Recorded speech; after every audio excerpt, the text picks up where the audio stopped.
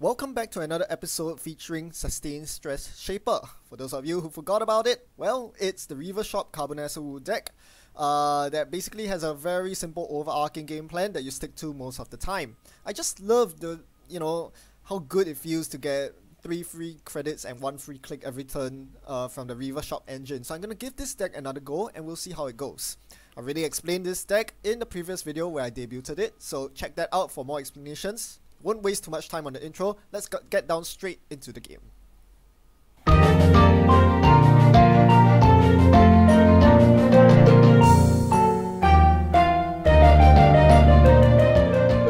Today we find ourselves up against System Outage, playing Argus Security. Now, I did mention that we always try to mulligan for Aesop's Pawn Shop in our opening hand, but I think this hand is relatively acceptable. Without Aesop's, but it has a lot of good cards. Cash is good early money. Diesel could draw us into the Aesop's anyway. And we have SMC Clone Chip. So yeah, I value all these cards. They're all really cheap to play. So it's not like any of these are sitting dead in my hand. There are dead cards out there, including your Breakers. Typically you want to get Breakers out with Stim Hack instead. Other dead cards include Cyber Delias. I mean, they're okay if you have modded, but you never want to play them without modded. So there are lots of dead cards in our deck. Thankfully, our opening hand isn't full of them, even though it doesn't have the prime card in Aesop's that we want. I've seen a lot worse opening hands, which is why I'm going to keep this opening hand. Now, our opponent makes a typical turn 1 play that a hard-hitting news deck would normally do, like CTM or Argus, and that is to play Rashida into an Ice. I mean, it could be not Rashida, but it's, come on, if this is if they play an unadvanced card, 90% of the time it's Rashida, because there's just no other card you want to play in that situation. It's not an Atlas, because why would you play an Atlas unadvanced? You would never want to score it for just 2 points in the early game. That's a waste of your early game advantage as the core. Having a hedge fund is also very critical, because this means that I basically cannot run that server without risking a hard-hitting news. Now obviously they might not have the hard-hitting news in hand. In fact, I think it's still worth it to run and trash the Rashida, because if they don't have hard-hitting news, because denying the Rashida means that they don't get the 3-card draw. It means that the chances of them having turn 2 hard-hitting news to punish you is way lower. So if you can guarantee the Rashida trash, let's say they didn't ice server 1, then I would run server 1 by all means to trash the Rashida.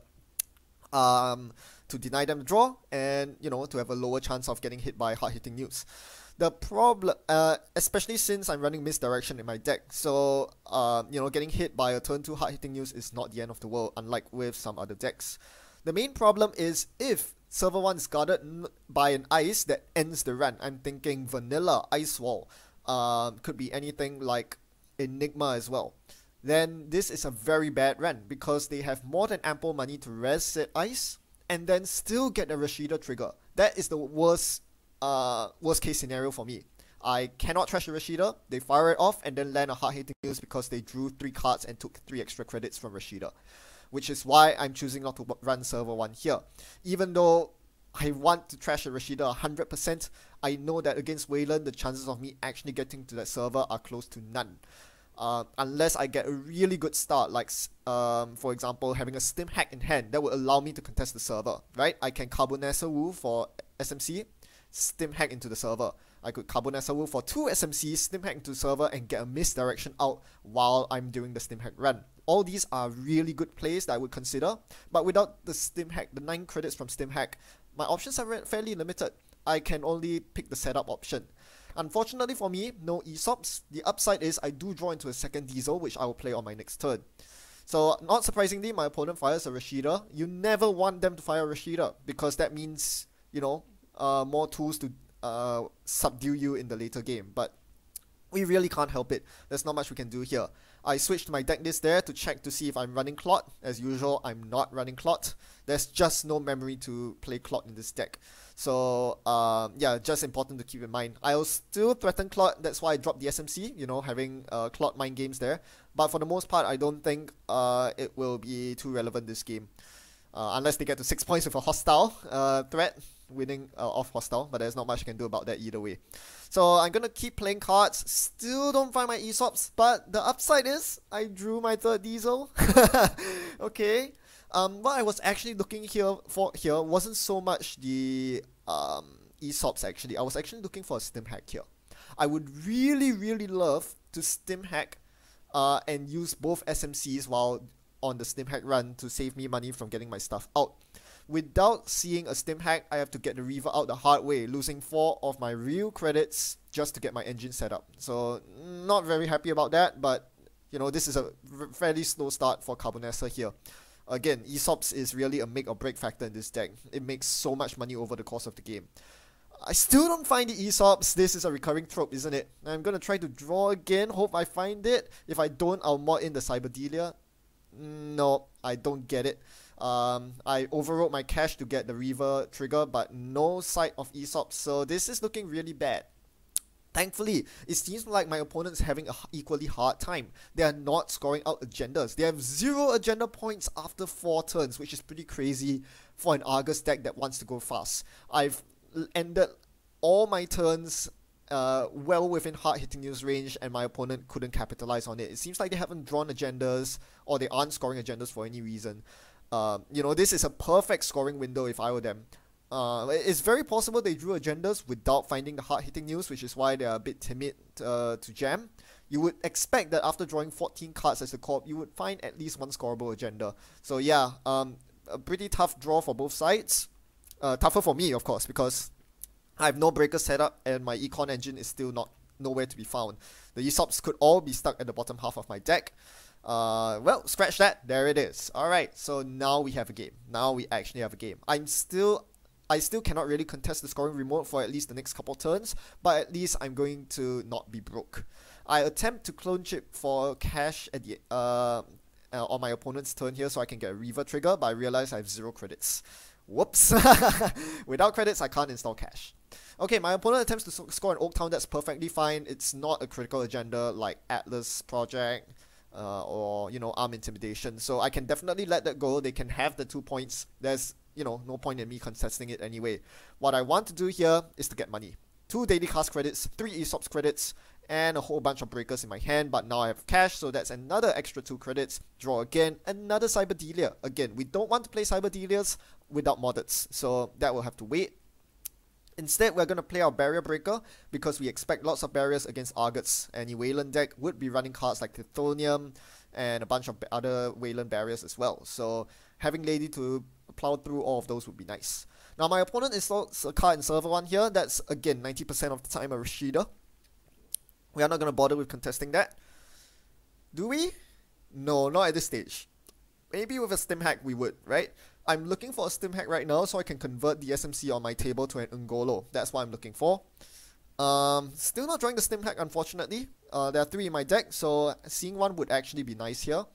So I'm going to draw for it here. No dice. Alright, I guess I'll set up in other ways. I'll drop a Cyberdelia and drop a clone chip. You can see that I'm slowly but surely setting up my engine here, and I have a lot of ESOPs fodder. The daily cast that is ticking down is ESOPs fodder, and I have 1.5 Harbingers ready to go. So I'm definitely gaining 3 credits every single turn. At this point, most other corps since I haven't made a single run this game, most other corps would be rushing out and probably would reach match point by this or next turn. So my opponent's actually a bit on the slow side. If they don't score out quickly enough, I will definitely get to the point where, you know, I can achieve total remote lock. So I guess it's good that they score an Atlas here, even though they don't get the benefit of an Atlas token. At least they get up to 4 points, so that is a very valuable state to be in. Now I'm going to take cash money here. I'm going to sack I sack a clone chip here for cash. This way I'm able to draw using Reaver on my opponent's turn. I need to draw through my deck as quickly as possible to find all the stim hacks. Right, so we get the cash out and we're going to sell the same cash. Oh no, actually we sell the daily cast first since that's running out, and we actually do find our second stim hack, so that's wonderful. Alright, now with stim hack in hand we can actually run. I know that I'm still poorer than my opponent here, but there's a big difference between my game state now and my game state 6 turns ago. because here I have 12 credits and I have the misdirection in hand. So I know that no matter what happens, even if I get hit by hard-hitting news, I can definitely bounce back, and I have the Aesop's engine to keep giving me money. So I will not fall behind even if my opponent lands a hard-hitting news here. I have an ample credit stash, I have my engine set up, and I have misdirection available to me very easily. So there's very little risk in running here. The only real question is StimHack HQ or StimHack R&D. So at this point, I was actually doing some calculations. The expected number of agendas in hand versus expected number of agendas in the deck. Given that they were scoring so slowly, you would have to imagine that the agendas are more, probably in the deck rather than in hand. But I still went for the StimHack HQ anyway, because I wanted them to rest some HQ ice. To make them a bit poor, make sure they actually pay their money for HQ ice. If they don't rest ice here, my StimHack's not wasted. Don't forget SMC can fetch Ngolo for 7 credits, so my StimHack will not be wasted at all. Thankfully, they do rest a Morcelus, which is very convenient for my Ngolo. I'm gonna break it, pump strength, break it, and get my Cyber Dealer money. Initially, I wanted them to fire the gain 1 credit subroutine, but I realized, wait, I have 2 Cyber Dealers out. Obviously, I break all subroutines and get my Cyber Dealer money. That's a no-brainer there. So very obvious play there. So this is what you want to do. Every single turn, make a single run, gain 2 credits from Multi-Threader, gain 2 credits from Cyber Dealer, and get an access while you're at it. So here, in this case, I access hard-hitting news, which is to be expected. Alright, so unfortunately the StimHack does snipe the second StimHack off the brain damage, so that's actually really annoying because I could certainly use more StimHack money to contest my opponent's remotes. I'll just take some sure gamble money and pass the turn over. And now I'm not out of hard-hitting news range, but it would be pretty foolish for my opponent to attempt it here. Alright, so they go for the agenda score here. This is obviously a must contest, no question about it, and since it's a public agenda, it's very easy for me to make a successful run on that server. I really can't imagine any ice that would stop me cold here, aside from sentries, right? Archer is a big problem. Even the Not K is going to be very expensive to break Archer with. I would probably use an Ngolo to break Archer here, since it pumps directly to 6 strength to match Archer's strength. Yeah, I'm more worried about the small strength sentries. I'm thinking SHAPER, Cobra. There are lots of small sentries that wreck me, so this is why I decided to get my Nanot K out on the table first, before playing other cards, before running the server. With the amount of credits I have, this shouldn't cost me too many credits. Even though it's not a StimHack run, I'm still able to make it through pretty well, thanks to the Multi-Threader and Cyber Dealer drip credits. So this was not a difficult run at all. 8 credits for Hortum, but I'm getting some rebates. I do take the tag from Argus's ability, but that's not the biggest issue. So I do steal the Oak Town. So yeah, now this is the point where I start establishing remote lock. I'm gaining 3 credits every turn, and I'm getting recurring credits from Multi-Threader and Cyber Dealer, so it's not like I can't run centrals. In fact, I'm incentivized to run centrals to use all this money. Alright, my opponent installed double advances again. This time it's not a public agenda, so I have to wonder whether it's a global food or the winning, or an NGO front. NGO front would be a little scary because they'll give them more money to hard-hitting news me with, and I haven't found my third StimHack. Otherwise, StimHack here would be a very obvious choice. I still have to run it though, have to respect the fact that they might be running global food and just jamming it in this obviously porous remote. So even though 99% of the time this is not a global food, you know, I still have to respect the possibility of it. And I mean, it could be a 4-2 agenda. It could be an over advanced Atlas. If I don't contest it, I've basically lost the game because they'll be on 6 points with an Atlas counter. They can fetch a hostile takeover for the win. So yeah, it's always, you know, best to stick to my game plan of locking the remote. And I see a reversed accounts that immediately gets trashed. We don't want to deal with reversed accounts in this game.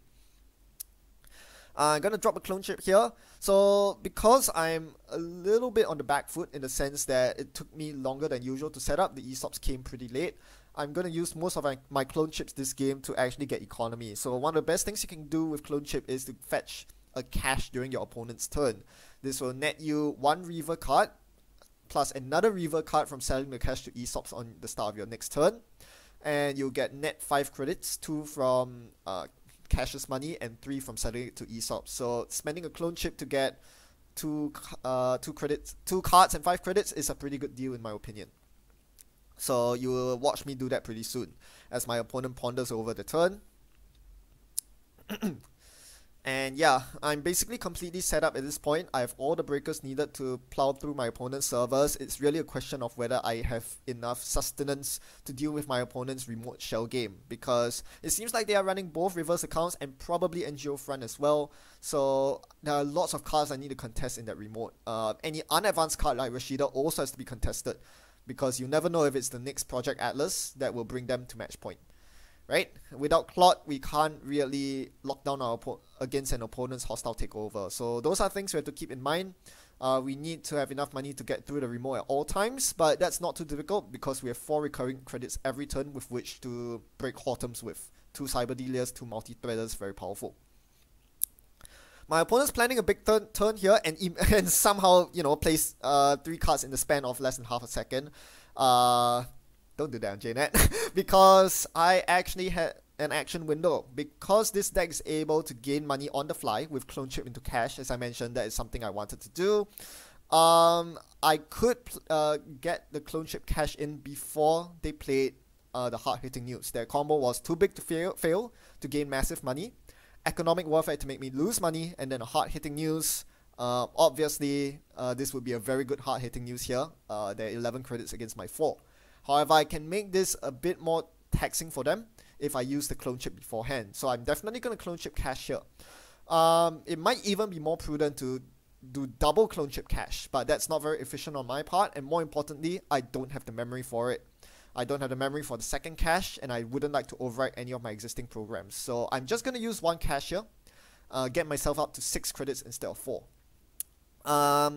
Note that yeah, I'm still well within hard-hitting news range, but with the misdirection in my deck and the ESOP's money that I'm going to gain at the start of my turn, I'm happy to take the hard-hitting news if it means that that's another combo piece out of their hand. So they played the combo. I'm down to 6 credits.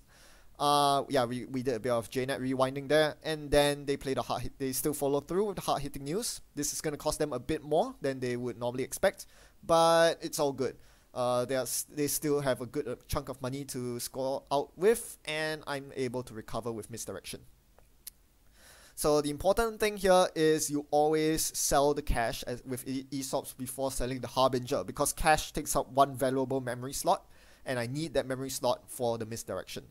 So I'm just planning out my turn here. Playing the misdirection means I can't play the cash in my hand. The cash takes up 1 memory. To play the cash in my hand, I actually need to find my final copy of Cyber Delia and my final copy of Modded. So that's going to be a bit of a tough ask. The remainder of my memory is non-negotiable. I need all my breakers out. I need Reaver out because I still need to draw through the remainder of my deck, and I need Multi-Threader for recurring money. So yeah, unfortunately for me here, the cash in my hand is kind of unplayable at this stage, unless I sell Misdirection to ESOPs and get the cash in.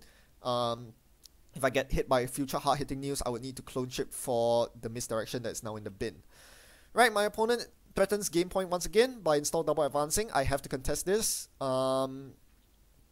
Right, so I'm doing a bit of maths, and then yeah, I do have enough money to make it through the server, so I'm just gonna run, pay all my dues. Because my opponent played too big to fail, they actually took 1 bad publicity, so it's actually making this run cheaper than usual. And I do steal the arm intimidation. I'll happily take that, take the tag, clear the tag, take some money, end the turn. Very straightforward right there. I trashed NT instead of ESOPs because I don't know if my opponent has any resource trashing cards. I cannot afford to let ESOPs go at this point. And on the other hand, I have a lady on the table. My opponent doesn't seem to be running barriers, so trashing NT isn't the worst deal. Now they score a hostile takeover here. I don't stop that with Clot.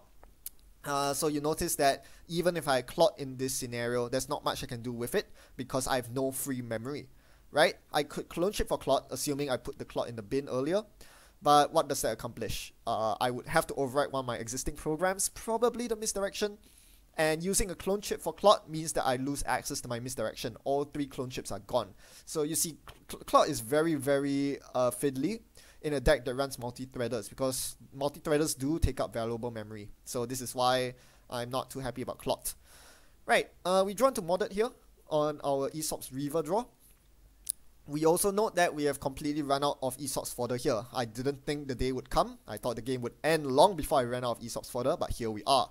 I can't trash any of the cards on my board. I need all the memory pieces, all the programs.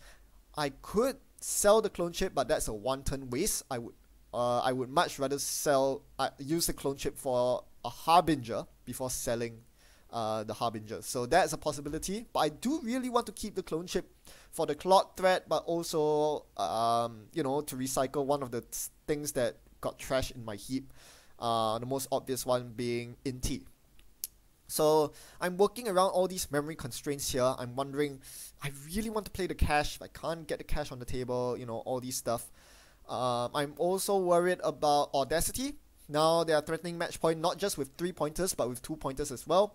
Project Atlas into Audacity would win them the game instantly, as I don't have clot. So I'm still safe from Audacity for now, because Audacity requires that you start your turn with 4 cards in hand, because that's Audacity's restriction. So because they played their big hard-hitting news combo, they lost a lot of cards from their hand, so they can't fast advance next turn. That being said, I need to put myself in a position to start running R&D and HQ very often, especially R&D. I need to get the equivocation on the table so that my R&D runs actually become good. Again, this is an issue without memory space. So these are all the things running through my head as I'm deciding on my next move. I definitely want to start running centrals here, because if I sit back and relax, I'm going to lose to either hostile, my opponent scoring 2 more hostiles, or my opponent audacitying an Atlas. So yeah, my opponent definitely putting the pressure on me now with 5 agenda points in the score area, but I think I can make a dash for the finish line here. So the important part was that I actually managed to draw a Cyber Delia, which allows me to gain the extra memory needed to fit in my equivocation. It also allows me to play the cash here, so that I start my next turn with ample money to run lots of places. Right, my opponent puts a 3rd piece of ice on the remote, which indicates to me that they might not have the fast advance combo in hand. If they did, they wouldn't be fortifying the remote. They would simply be drawing through the deck until they find their fast advance combo for the win. Right, so we're going to sell the cash here. We're going to drop the equivocation and begin running. So first up, we run R&D. Let's see how that goes. We are now completely set up. We have all our Cyber Delias, we have a multi-threader, we have all our breakers, we have R&D pressure. This is wonderful. I bumped straight into a Data Raven, the one piece of ice that I can't really deal with normal breakers. But given that I've invested this click into running R&D, I might as well follow through all the way. Bonus points if I fetch an agenda off the top of the deck, because I can save money on clearing tags by using equivocation, right? Taking multiple tags and then clearing them all in the span of turn. You'll notice that I traced through Data Raven here, even though 3 Cyber Dealer and 2 multi-threader credits were available to me here. That's because firstly, I want to save the Cyber Dealer triggers for the second piece of ice. The inner ice might be some ice that I can break with normal breakers. And secondly, Carbonessa Wu has a link. It only costs 2 credits, both of which are from Bad Pup, to break the Data Raven trace. So obviously I'm going to do it that way instead. Alright, I'm going to force them to draw reverse accounts. I don't want them to get reverse accounts, but by this point I need to see as many cards as I possibly can from the central. So I trigger equivocation there and I see Raven off the top of R&D. Alright, with only 2 clicks left, the only thing I can do here is to take gamble money and clear tag. Hopefully they haven't won the game with Audacity Atlas by now. Clearly they haven't. They are going to install double advance and reverse accounts, but they then rest and pop the NGO front. They weren't playing around with interdiction. It seems like they're not playing around with interdiction. So very lucky there. I did not have to run that remote. If they kept their NGO front unres as a threat, I would have to run that server. And yeah, waste valuable resources in doing so. NGO front allows me, they have nothing in their remote and they show that they don't have the fast advance combo in hand, so this buys me yet another turn to place more pressure. I'm definitely going to rerun R&D again. Right? The real question here is, what do I sell to Aesops? Daily Cast is 1 turn away from being sellable. Unfortunately, I don't have anything else on my table I can sell, so Aesops is not going to do any work this turn. I'm going to run the Data Raven here, let it trace through, and again saving my Cyber Delia and multi-threaded triggers for another piece of ice. My opponent's going to show me high profile target, which I force them to draw, and I steal a Project Atlas on the second axis. This gives me another tag which I can clear with equivocation. Next, I'm going to run HQ here. So this is a questionable decision on my part here. I definitely could have re-ran R&D, and in hindsight I really should have, because after this run, I have 2 clicks remaining. So even if, you know, I steal an agenda, well, I would win the game, but if I don't, I would take another Data Raven tag, but I can clear all the tags in one fell swoop with misdirection. So accessing 1 card from HQ versus accessing 2 cards from R&D, the R&D access was definitely the correct option, especially since we know that HQ is padded with non-agenda cards, because I've been forcing my opponent to draw non-agenda cards with equivocation. Running R&D here would definitely have been the right call. If they had agendas in hand, they would probably be jamming it in the remote anyway. So running HQ here was definitely a mistake. The reason I went for HQ here was that it would guarantee me a Cyberdelia trigger, because I knew Morcelus would be easy to break and easy to get Cyberdelia money from, as opposed to the taxing Raven. But in hindsight, accessing 2 cards from R&D is always the right choice over accessing 1 from HQ. I see the Audacity in their hand, so I know that my time is limited, and yeah, mistakes were made. I lost to Audacity Atlas straight off the bat.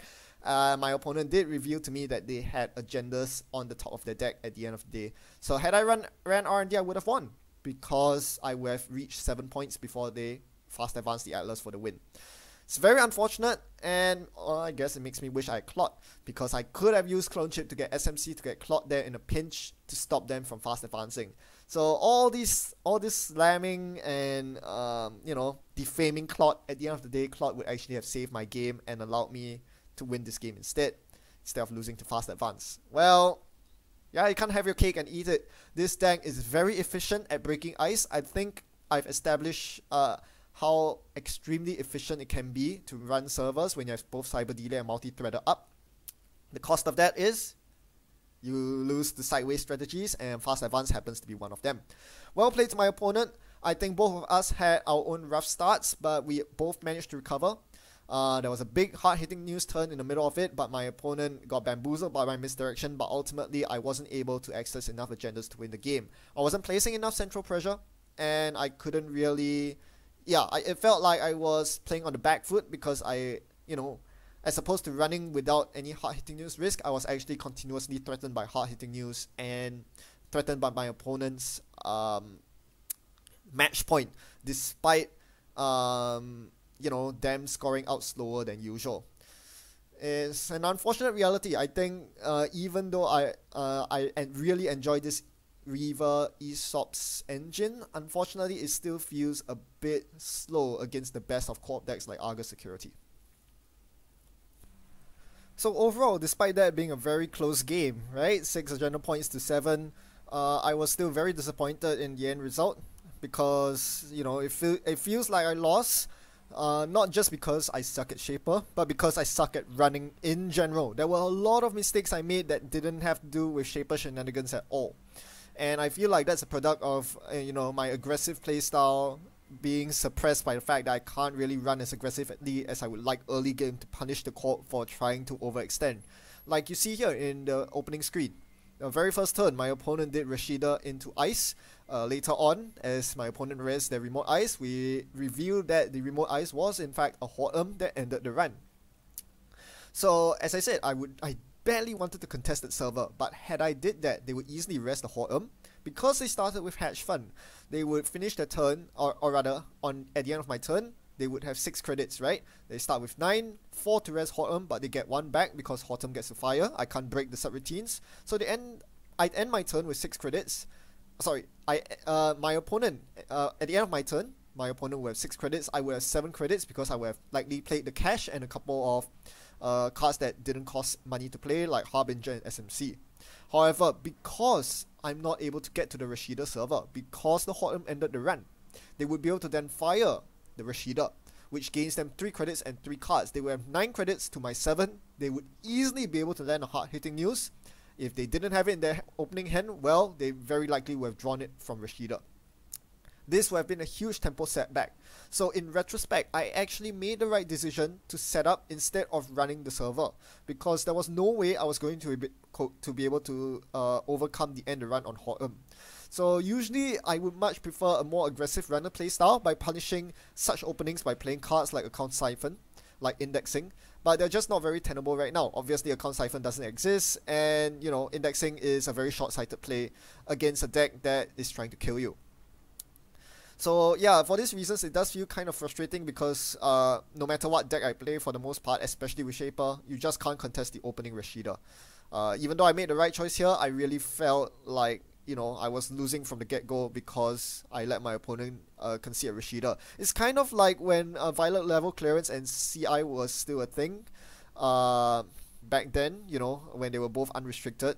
Playing a Violet level clearance turn 1 as Cerebral Imaging allows you to get such a huge lead over the runner, and there's nothing the runner can do to counter it at all, because it's the first turn of the game and the corp goes first, so there's nothing you can do to stop a Violet level clearance from happening.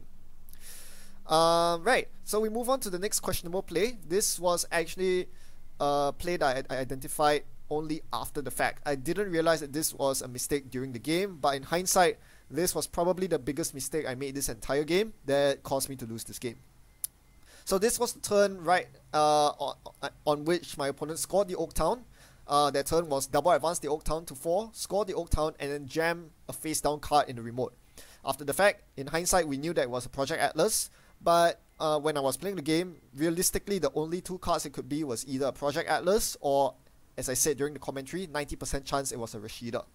So if it's a Rashida, it could justify not contesting it, but if you see what I did on my turn, what I did was to spend my 4 clicks, draw, install Cyberdelia, install Clone Chip, and then with my last click I realized I had nothing better to do. There were no cards I wanted to play from my hand, so I clicked to draw on my last click, and that's where I saw a Stim Hack off the top of my deck. Right, so that's where the mistake was, because firstly I got my ordering wrong. On a turn where you don't run, you should always draw before installing. So if I plan my turn out in advance, I would realize that I had 1 dangling click which I would have used to draw. I should have drawn click 2 instead of click 4. Had I drawn click 2 and saw the Stim Hack, my play would have changed. Instead of installing 2 pieces of hardware, I would straight away go for the Stim Hack into the remote, because that is a play that you know, is a win-win play for me. Right? If it's an agenda, I get an agenda. If it's not an agenda, I get to install my Ngolo, because, reminder, I did not have SMC Ngolo. I did not have Ngolo installed just yet. I still hadn't found my first Stim Hack at this point in the game. So had I had access to Stim Hack on that turn, Stim Hacking into the remote is a no-brainer, as it allows me to set up my breakers. If I get an agenda off the top of it, you know, it's gravy on top. So I definitely should have drawn first, and had I seen the Stim Hack on the top of my deck, which was the case, it would have changed my play entirely. I would have Stim Hack into the remote. The score would be 4-2 in my favor as opposed to 4-2 in my opponent's favor. I would take a bunch of damage. This would likely have disrupted my Modder into Cyberdelia play. I would probably not have gotten the Cyberdelia off, but so what? I still had a good stream of money going. You can see I have ESOPs going, I have daily cast ticking down, and I have 1.5 Harbingers ready to go. So money was not an issue at all. And clearing hard-hitting news tags was not an issue either, because I had drawn Misdirection by then. I would play it the next turn if I got stuck with 4 tags, and I would clear the tags with Misdirection. If it got hit by the meat damage, I would recur it using Clone Chip, because I have 2 Clone Chips on the table. 1 Clone Chip on the table. The other one I installed that turn. So this was the biggest mistake of the game. I ordered my actions wrongly, and as an indirect consequence, I did not contest the Project Atlas that was in the server. Even though, as I always say, scoring an Atlas without tokens is usually bad for the corp, in this particular situation it was very key, because it put them on match point, and it meant that I had to contest every double advance card in the remote from then on. So you see how an early misplay can snowball into, you know, dire consequences for the runner later and later. Had I got out of this situation with a 4-2 agenda point lead, I would have been able to have more room to sit back, farm up money, and then go for last ditch on R&D with Equivocation, because I have Equivocation in my hand, clearly. So this was the biggest mistake of the entire game, and I think the game would have panned out very differently if the Atlas had been mine instead of theirs. The final mistake was, well, the last turn. I already talked about it at length during the video. I should have ran R&D instead of HQ on the final turn, even though the Morcelus seemed easier to break. In fact, Raven was actually very easy to break because I was going to clear tags using misdirection using my last 2 clicks anyway, because I was saddled with 2 tags after the first R&D run. Any additional tags I needed to clear would simply cost 1 credit and 0 clicks because I was already misdirecting anyway.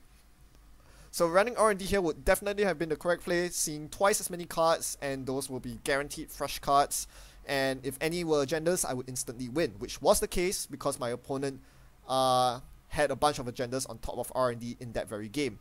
You know, of course you don't, you know, it's not very